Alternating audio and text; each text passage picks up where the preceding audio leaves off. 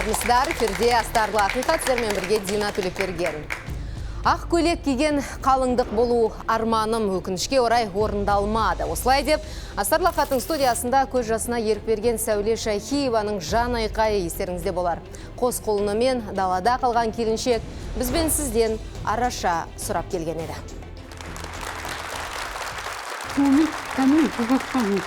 Bir şakakımla kulağımın hınağı, o kulağın ismini aldınız. Boynumdan kıyıp kasıldı. Boynum hiç kasıldı. 6 жыл бойы азаматым деп таңдаған жарымның жұдырығын жеп келдім деген Сәуле Шайхиева студияға келісімен күйеуі мен енесін жамандай түсті. Сізге күйеуіңіз қол көтереді. Енеңіз ұрады ма сізді? Екеуі жабылып?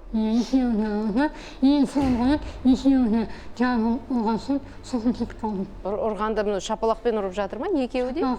Мен енем жұдырықта. Жұдырықта ұрады? Басымнан, шашымнан сүйем аттым.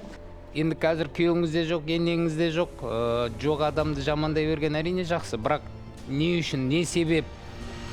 Сәуленің сөзіне сарапшылар сене қоймады. Мәселенің мән жайына көз жеткізу үшін енесінің студияға келгенін күтті. Астапыралла. Мына ұрғыза ма? Ұрғызбайды ғой, бұл кімді ұрғызады? Бұл мен ұрмаса, мен оны ұрмаймын да. Айтпа, кім Сәуле бұндай сөзді айтпаш. Мен сұқтан қойпай, сұқтасын сұқпай бердім. Мен өтірік айтып отыр. Өтірік айтып отыр. Ол қашан орын алды? Ол жағдай? Мен өтірік айтқан болсам, осы жерде алған өтірік айтсамша, балам қызығын көрмей алайын.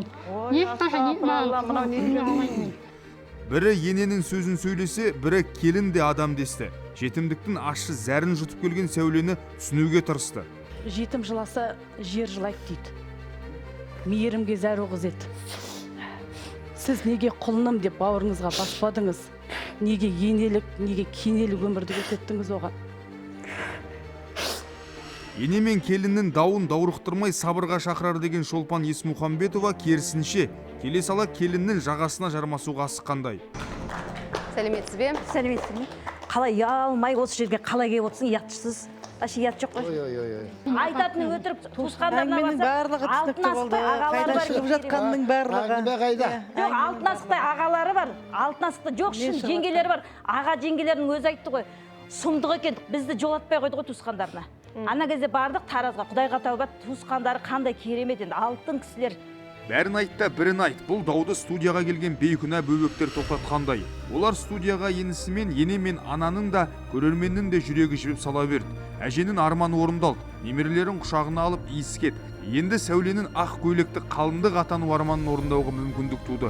Сәуленің жүрегінде әлі де реніш пен өкпе бар. Бір ғана арманын орындайық бұл қыздың.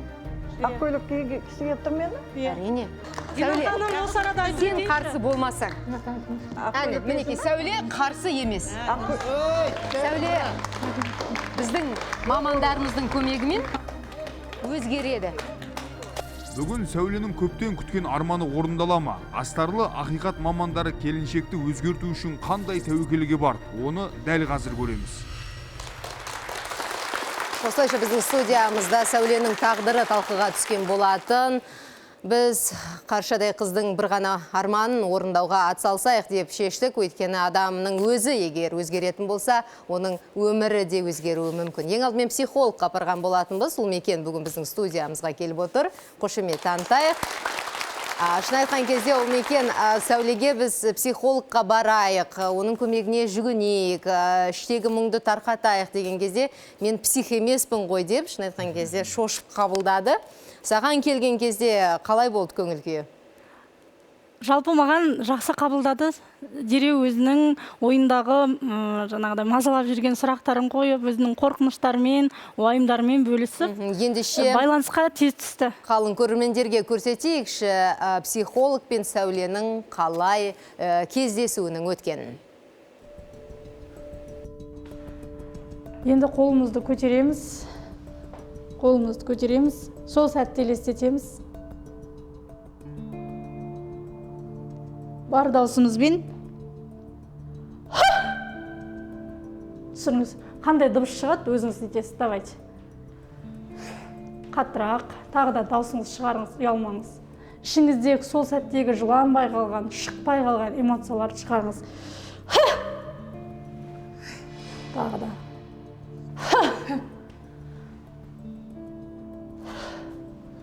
Қолыңыз сілкіңіз. Ауыртпалық қай жерде сізде? Ауыртпалық қай жерде? Жүрегіңізде? Тағы? Тағы қай жеріңізде?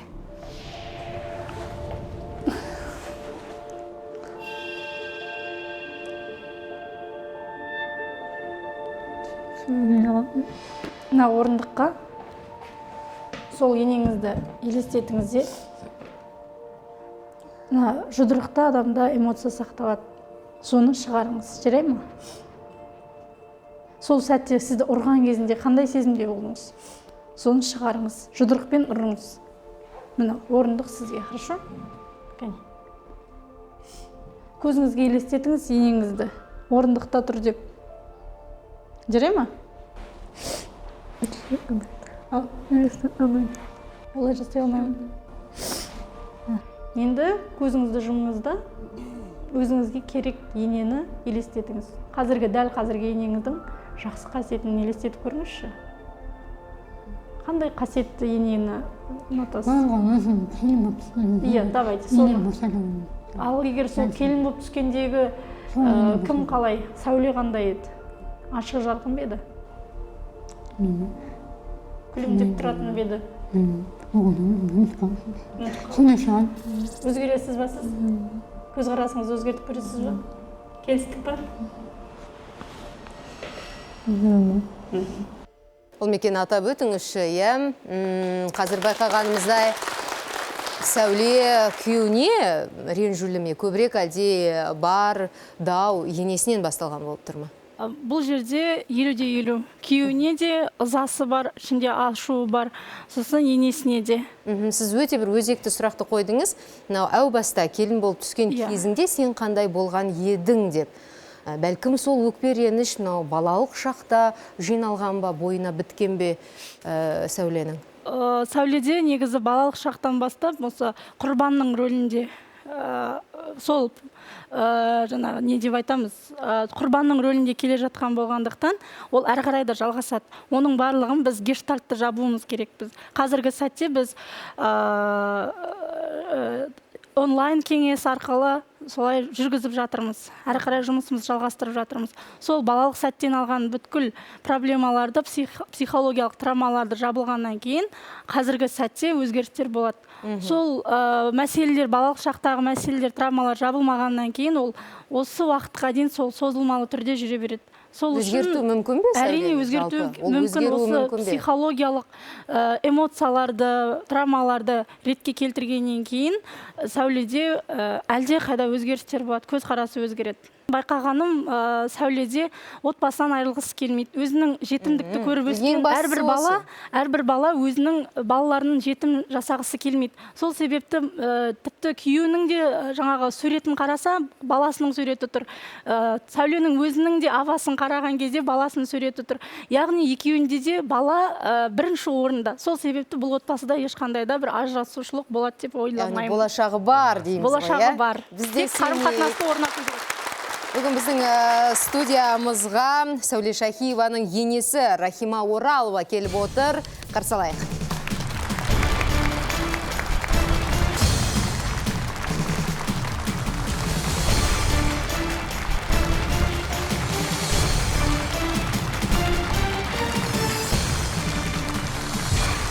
Рахима апа, сәлеметсіз бе?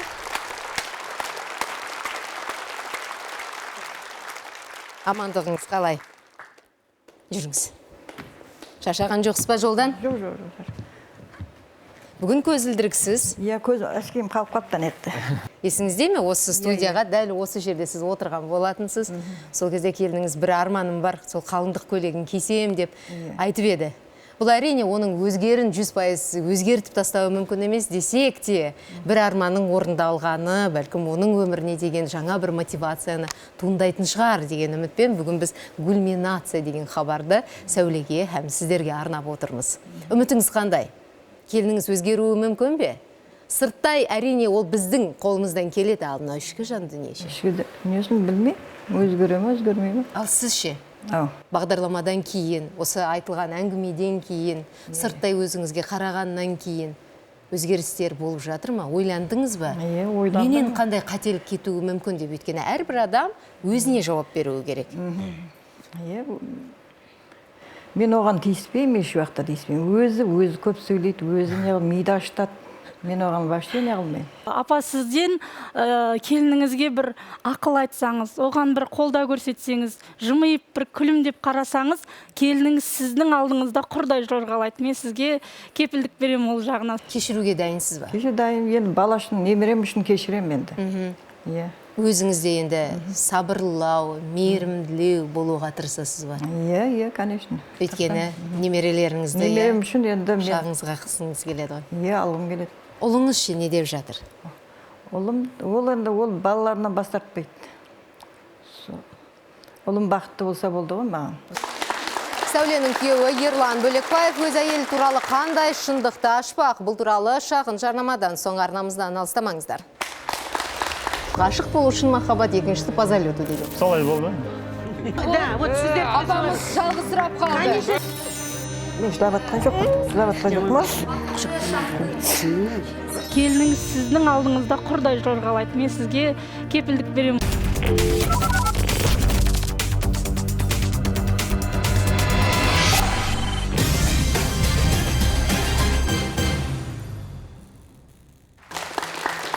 Күйеуінің таяғынан, енесінің қудалауынан шаршаған Сәуле Шайхиева араша сұрап студиямызға келді. Ал оның енесі келінімді қуғаным жоқ, бірақ күнде жүгін жиып төркініне тайып тұрған өзі деді. Сәуленің өмірі сәулелі болсын деп біз оған мүмкіндік сыйлап, екінші бағдарлама арнап отырмыз.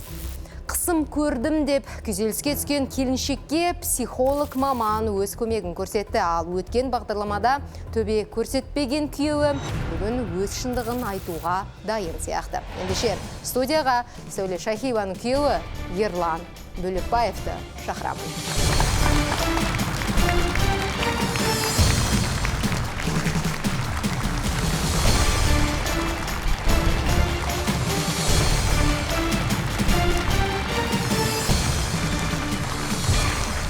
Ерлан, сәлеметсіз бе? Қош келіпсіз. Біз сізді, мен енді білмеймін, басқаларды қалай басқаша елестетіп едім. Бір монстр келетін шығар біздің студиямызға деп. Бұлай қарасаң тәп-тәуір әп-әдемі жігіт. Әдемі жігіт. Сымбатты жігіт. Ерлан, айтыңызшы, неге өткен бағдарламаға қатыса алмадыңыз? Келмейін деп ойлағам. Келмейін деп ойладыңыз. Неге? Өткені қолдаған жоқсыз ғой, иә? Негіз қатысқым келмеді да. Ал бүгін сізді осы студияға жетелеген қандай күш? Махаббат сезімі ме, әлде? Жоқ, балалар үшін келді. Балалар үшін. Балаларыңызды жақсы көресіз? Иә, жақсы көрем. Сәуле осы студияға келген кезінде айтқан еді, мен отбасымнан кеткен кезімде 8 айлық болатын ішімдегі шарана деп. Одан кейін ұлыңызды көрдіңіз бе? Дүниеге келгеннен кейін? Осы 1 ай бұрын. 1 ай бұрын. Қалай? Оның алдында да барғам. Құсаттыңыз ба өзіңізге? Иә. Құпиясы.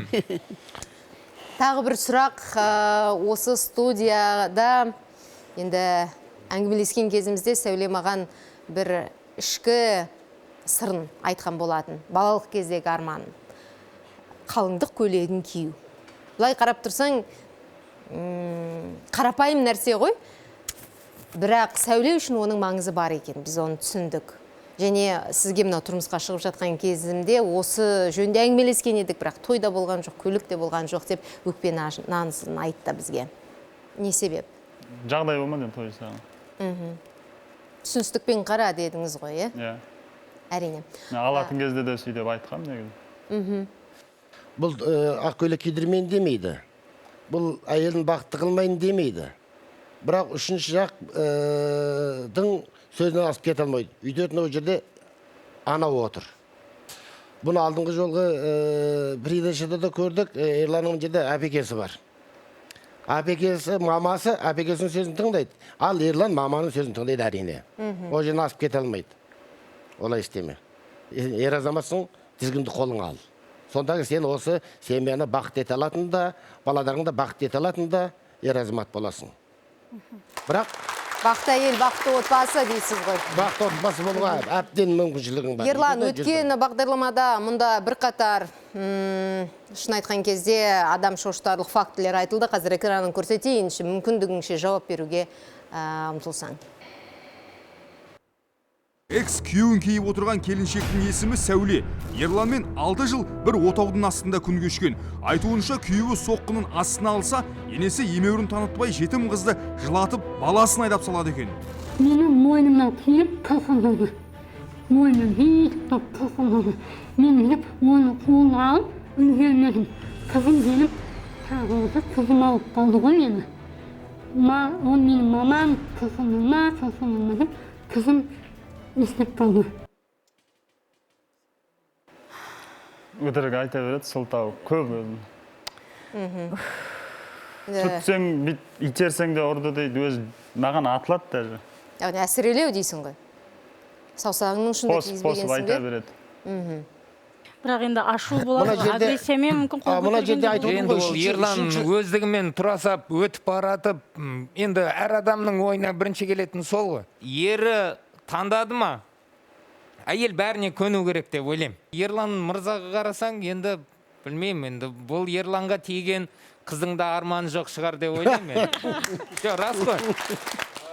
Бұл жерде үшінші тарап деп. Мен өзім негізінде менің шығарған тұжырымым ешқашан келінге болсын, күйеу балаға болсын, анау кінәлі деп тікелей көрсетудің қажеті жоқ бұл жерде да. Қыз дейді, үйінде жүргенде әкесі мен ағасына, бауырына аманат дейді. Ал ол енді табалдырықта аттап тұрмысқа шыққаннан кейін күйеуіне аманат дейді. Яғни сен Алланың алдында да соны өзің қалауымен аманат қылып алғаннан кейін, соның келеңсіз мінездерін бәрін тәрбиелеу саған аманат. Соны ойыңа ал, осында отырған қаншама халық, сыртта экранның сыртында отырған халық бәрі тілектес. Ешкім жанұяның бұзылғанын қаламайды, жанұяның біріккенін қалайды. Сондықтан соны ойыңа ұстаным қылып ал. Келін болу, ол бір әр қыздың бір бағы деп ойлаймын. Сол бағының қалай бағалайды, ол келінге байланысты. Мейлі, ондай жазылған шариғатта да жоқ, ештеңке жоқ, қағида жоқ, бірақ келіннің міндеті бар. Ол сол жерді бақытты қылу керек. Қазақ не үшін айтты? Келін кімнің топырағынан деді? Енесінің топырағынан. Күлінен шығу керек. Енесінің тек бүкіл мейірімін келін өзі ғана оята алады. Ол сырттан сен келініңді жақсы көр десе, ол өзін қинап жақсы көріп кете алмайды ғой адам. Бірақ енді кейбір адамдар қолдау көрмеген басына қандай бақ бұйырған, ол Алланың бұйрығы. Саусақтардың барлығы иілу қажет. Сондықтан да біз қазір осы кісілерден де осы бір бақыт үшін атсалысуды. Жоқ, енді мұнан қарағанда сіздерге айтпай қоймын. Біздің Қазақстанда бар. Сондай өңірлер бар. Келін енесінің аяғын жуады жатарда. Ержан, рахмет. Енді Ерланның өзінен сұрайықшы. Ерлан, қазір жасыңыз нешеде? 35. 35-тесіз. Неше жыл бұрын сонда үйлендіңіз? Ол кезде жасыңыз нешеде?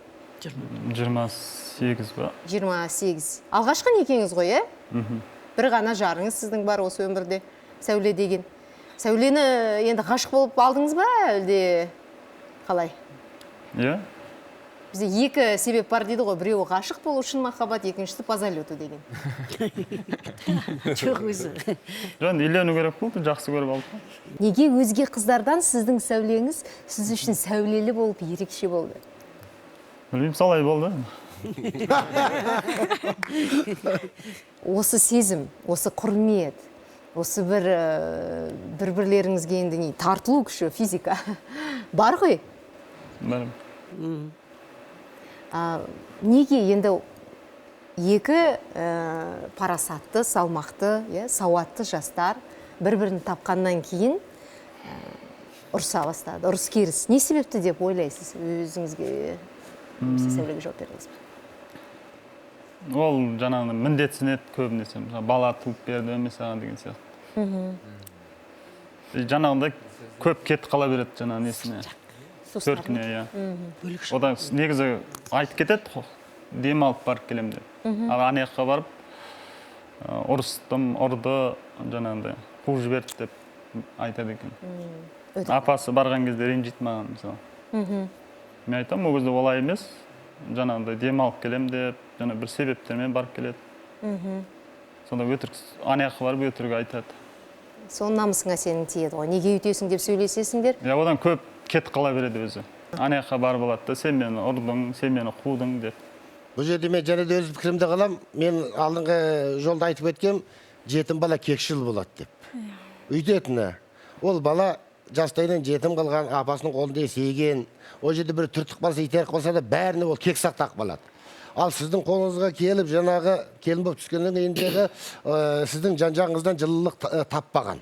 Біз шын айтқан кезде бір-бірімізді жамандауға, даттауға шебер болып бара жатырмыз да, ал бір-бірімізге, ең жақын адамдарға, туыстарымызға бір жақсылық айту, алғыс айту, осы шын айтқан кезде соңғы кездері бір қиын болып жатқан сияқты. Тым болмаса жөніңді сұрау, көңіл күйіңді сұрау. Осының барлығын енді Ерлан қалыпқа келтіру керек болып тұр сіздердің отбасыларыңызда. Сол кезде әрине барлықтарыңызда бақытты болуға тиіссіздер. Психологиялық кеңес барысында осы Ерлан бойынша сөйлестік қой. Сол кезде Сәуленің айтқаны Ерланнан бір қорған күтетін сияқты. Өзі жетім қыздың неге сіз қорғаны болмасқа, өзіңіз енді аманат етіп алдыңыз ғой. Сізде жалпы енді мен жаңағыдай тұрмыстық зорлық-зомбылық болмады деп 100% айта алмаймын. Болған. Ол жағдай өткені кеңес барысында ол анықталды. Әйтпесе Сәуледе ешқандай да бір эмоция болмас еді. Сәулеге деген бір мейірімділіктеріңізді бөліп қарасаңыздар.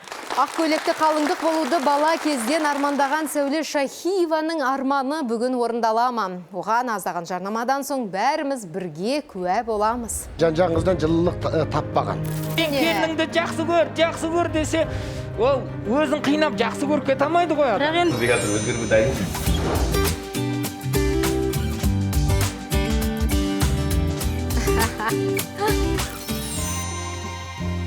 Ал Ерлан енді жүрегің дұрыс соғып жатыр ау деймін, иә? Сәлеметсіз бе? Сәулемісіз? Ай деген, ай.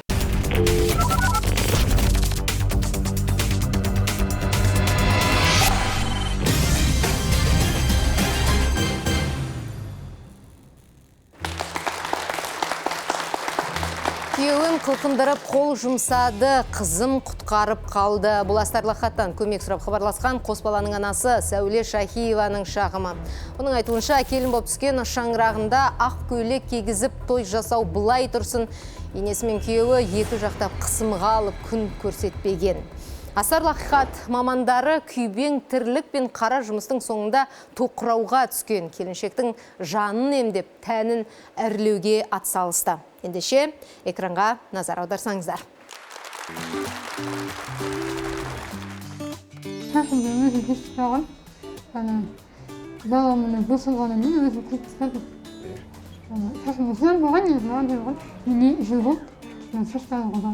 Сол шаштың бәрін өзіңіз қиып тастадыңыз? Ал сіз қазір өзгеруге дайынсыз ба? Шашыңыздың жаңа шашылығыңызды өзгертіп, түсін өзгертсек. Ал онда кеттік.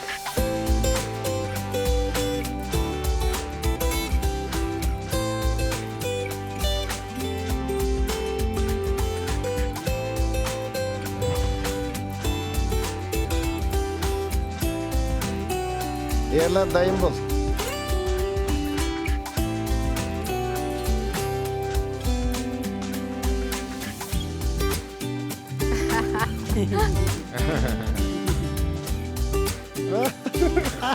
Андайды көрмеген ғой, Я бөтен еркекке қол ұстатқысы келмей жатқан шығар.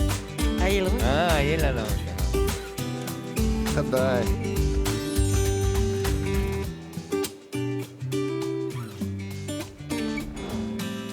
Қазір айтып жүрмін, мына әйелмен үйлену керек қой деп. Мінеге күлімдеген Сәулені көріп жатырмыз. Ерлан қайтадан ғашық болады. Ерлан Айнабеков бүгін біздің студиямызда осы Сәулені өзгертуге атсалысқан. Сенің аттасың. Сонымен Ерлан мырза, қазір мен әңгімесінен ұққаным, Сәуле шашын өзі қиып тастаған болып тұр ғой. Иә, шашын өзі қиып тастаған. Босанғаннан кейін бе? Босанғаннан кейін өзі қиып тастаған. Ауыр болған секілді шашы. шашын формаға келтірдік. Сәуле өте қарапайым. Салонға бармаған қыз екен. Көп. Жаңа тырнағында алғашқы рет жасатты. Өмірінде тырнағында макияж жасадық, шашын жасадық, боядық. Шашында күтім жоқ. Ал мынау шаш үлгісін өзі таңдады ма? Осылай деп жасап берсеңіз, әлде сіз таңдадыңыз ба? Осылай жасасақ дұрыс болар ау деп. Бұл кісінің шаш үлгісін қатты бағда өзгертуге болар еді, бірақ жаңа босанғаннан кейін біздің қыз келіншектердің маңдай шаштары түсе бастайды ғой. Бұл кісінің көп шаштары түсіп қалған екен. Сол себептен қатты бір өзгеріске болмады, себебі маңдай шаш жоқ болған екен, шашты қаттырақ қысқарақ немесе басқаша өзгертсек, ол көрініп қалады. Ерлан, ал қалай болып жатыр? Өзгерісті байқап жатырсың ба? Қабылдай аласың ба? Жоқ, мына мені кемеске жүрмесен. Мына мені кемес деп айтпа егерде. Мына әйелмен үйлену керек те. Сонымен трансформациялану барысы жалғасуда. Біздің келесі қадамымыз Сәуленің балалық арманын орындау, яғни қалыңдық көйлегін кию. Осы вақытта болатын.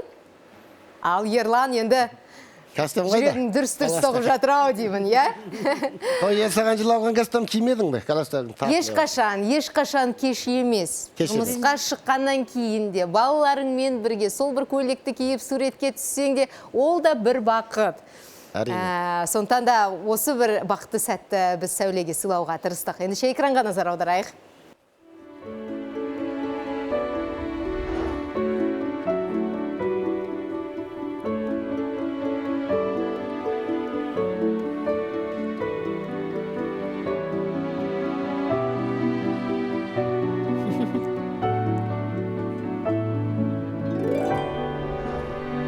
Опана!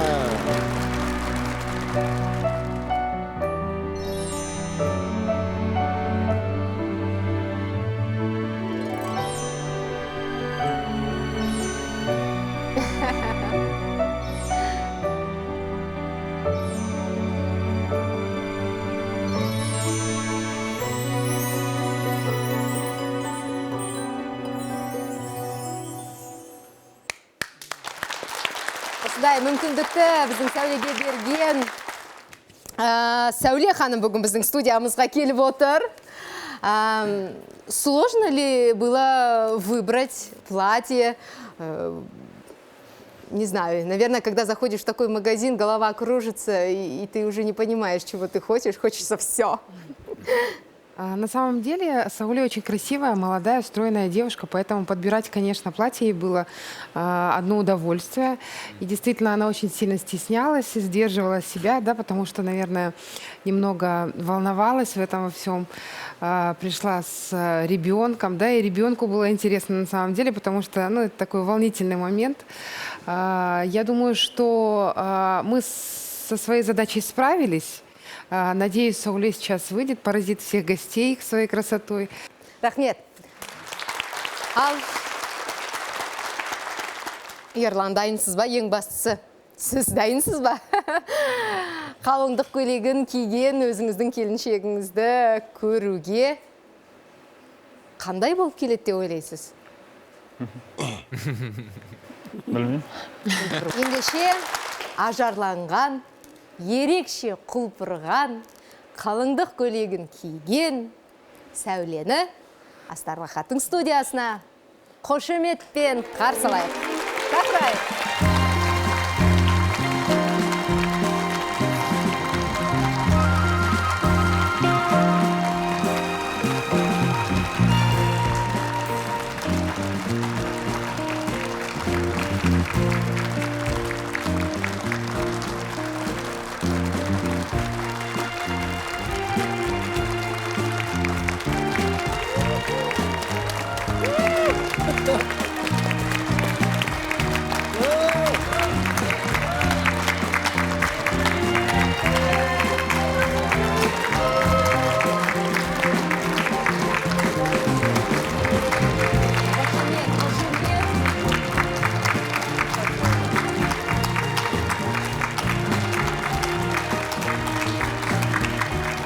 Сәуле әлі өзін көрген емес.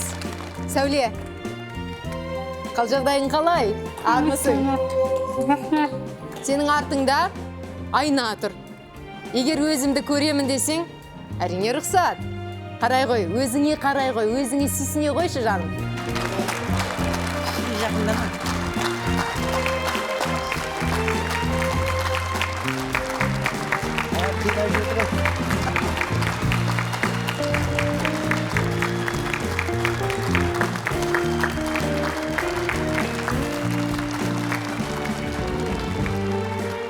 Сәуле.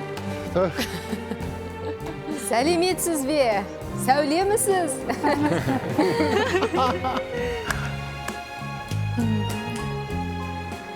Айнаға қарадыңыз. Танып тұрсыз ба өзіңізді? Осы бір апта шын мәнінде ертегідей өткен сияқты. Солай ма?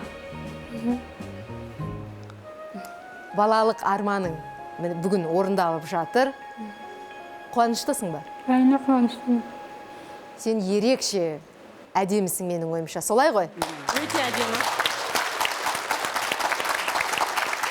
Күйеуі Ерлан қосыла ма? Емеурін танытпаған енесі келінін қайта қабыл ала ма? Аздаған жарнамадан соң білеміз.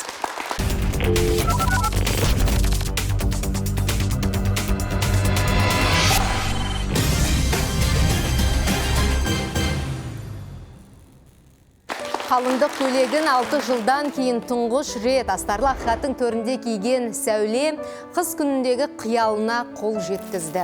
Күні кеше күйзелістен күпті болған келіншектің өмірге деген екінші тынысы ашылғандай. Кәсіби мамандар санасынан бастап саусағына дейін трансформация жасады. Ендігі кезек Сәуленің өзінде. Ол күйеуімен бірге бола ала ма? Ениконда деген енесіне езу тартып қарай ала ма?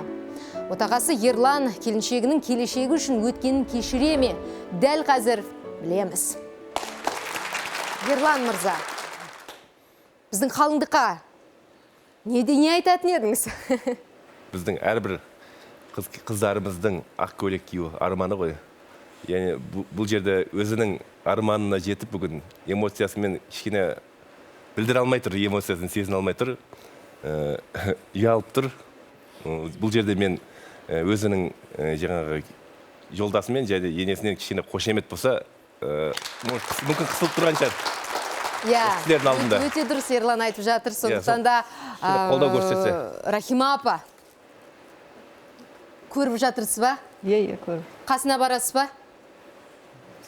Барайын. Жүріңіз, жақсылап көрейікші, өйткені апамыздың өкінішке қарай қазір көзі жақсы көрмей жатыр. Міне беті ашылды. Енді сіз маңдайынан сүйсеңіз дегендей. Қараңыз. Бұл сіздің Сәулеңіз.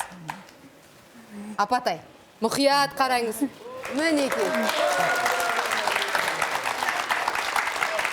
Рахмет сізге. Ұнап жатыр ма келініңіз? Иә. Үйге осыдан 7 жыл бұрын келген кезде тап осындай еді ма, қуыршақтай? Қазір одан да әдем болып кеткен шығар енді. Өйткені 2 баланың анасы. Е? Қуанып жатырсыз ба, апатай? Иә. Күлімдеңізші енді сізде. Күліп тұрма. Әдем, міне сіз күлсеңіз сондай. Әлем күліп жатқандай. Жүрек сен жұдырықтай жұмыр етсің, жұмыр ет болсаң да құдіретсің. Сен алғаш махаббатқа елп етпесең, сенен бұрын мен қашан қыбыр еттім деп. Сол жүрек сен әзір тұр. Тіліңізбен жеткізе алмай жатырсыз. Бірақ кезіндегі, ау кездегі бірінші көзбен қарағандағы махаббатыңыз, қызыңыз мынандай емес, одан да сұлу болған еді. Қазір вообще періште болды. Енді орныңыздан тұрып сол жерде қалай жанына бармасқа сізге? Қайтып отырсыз ана жерде. Тұр орныңнан, бар. Жанына бар, сый бетіне. Құшақта, емірек. Ал, басты, құшақта. Бетіне сый. Ай деген, ай алтындар. Ешқашан да кеш емес. Ана күлді қолын ал, арчағында күлді қолын ал. Арчағында күлді қолын ал. Ал қолды қолын ал. Ал, бер енді онаған. Бер енді, ай, зерде тұрып береді. Бақытты болыңдар.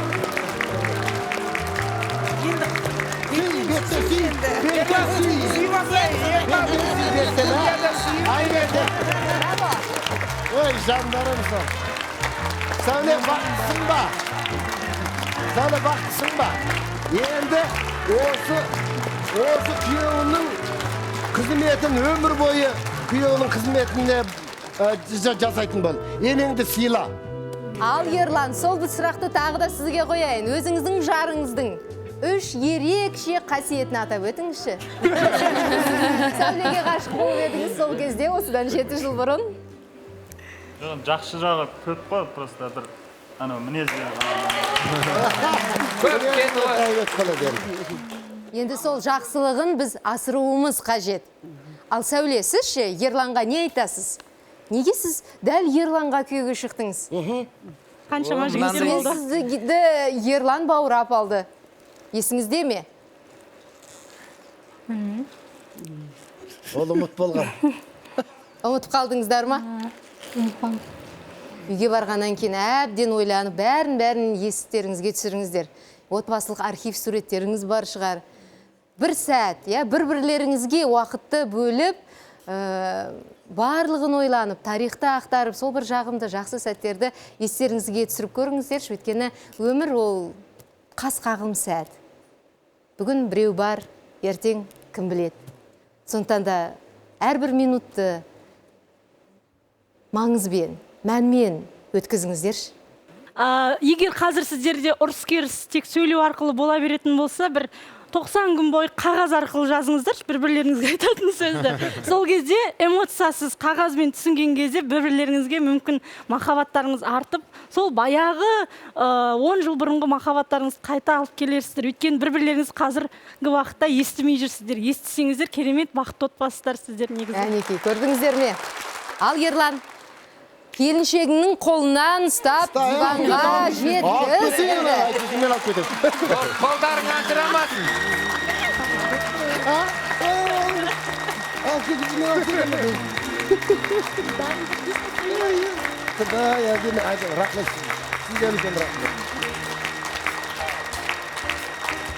Абзыл қымбат сарапшылар, сіздерден енді ақыл кеңес болса, өйткені бұл отбасының бірге болғаны өте маңызды.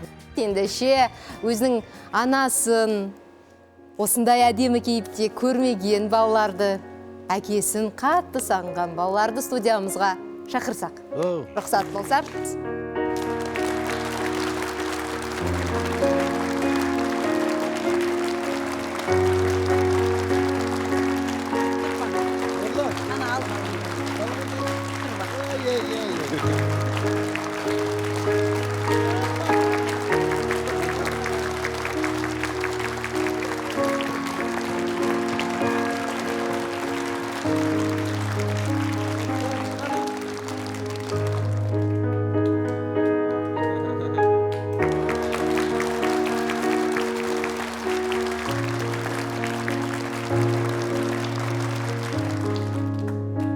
Өте әдемі шаңырақ, өте әдемі отбасы, тәй-тәй, көз тимесін сіздерге ешқашанда, әрқашанда бірге болыңыздар деп тілейміз.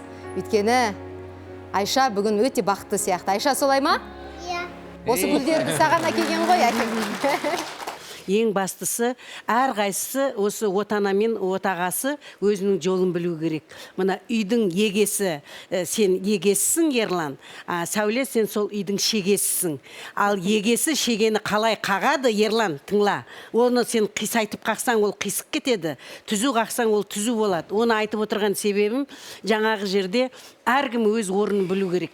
Енең сенің бірінші анаңның орындағы анаң қазіргі, сен Ерланды қалай жақсы көрсең, енеңді солай жақсы көруге тырыс. Енең мынандай бөлек болып қалмасын, енең сенің қасыңда болсын. Енең себебі сенің анаң, балаларыңның әжесі, мынандай болып бір шетте отырмасын. Мені сенен сұрайтын Ал оны сол үйдің жылуын мына жаққа жақындаңыздар, сіздер бөлек қосау болып, апамыз жалғызсырап қалды. Конечно, жалғызсырап қалды. Еш уақытта жылатпаңыздар аналарыңызды. Анаңыз болмаса, Ерлан болмас еді. Қошаңыздар, міне.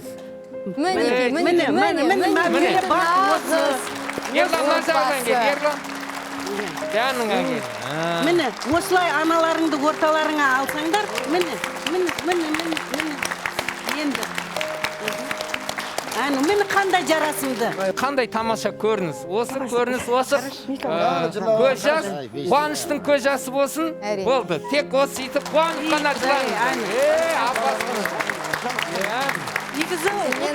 Араз болып келген отбасының бүгін татуласып жатқанына куә болып жатырмыз. Біздікі сәл ғана осы бір дұрыс қадамға жетелеу, қоғам болып атсалысу, ал енді осы бір бақытты шақтың жемісін көру, ол сіздерге нәсіп етсін. Бүгін көз жастарыңыз төгілді, бұл қуаныштың көз жасы.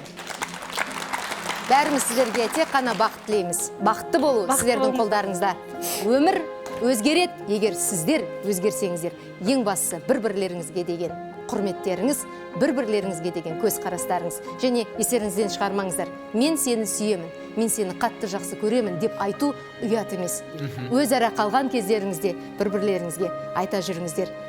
Үш-ақ сөз, бірақ айту кей жағдайда өте қиын. Бірақ сол қиындықты жеңе білсеңіздер, бір-бірлеріңізді түсіне білсеңіздер, бір-бірлеріңізге сене білсеңіздер, сіздер мәңгі бірге болып бақытты боласыздар. Сөз байластырып жүрген қос ғашық сөз таластырмаған дұрыс. Сезімге ерік берген қос ғашық өкпе ренішке өшікпегені дұрыс. Ерлі зайыптылардың арасына ене де, абысын да, ағайын да түспегені тағы дұрыс. Бұрыс дүниелерді көрсеттік, ненің дұрыс екенін айттық. Ең дұрысы, Ерлан мен Сәуле бір шаңырақ астында бақытты болса еді. Сау болыңыздар.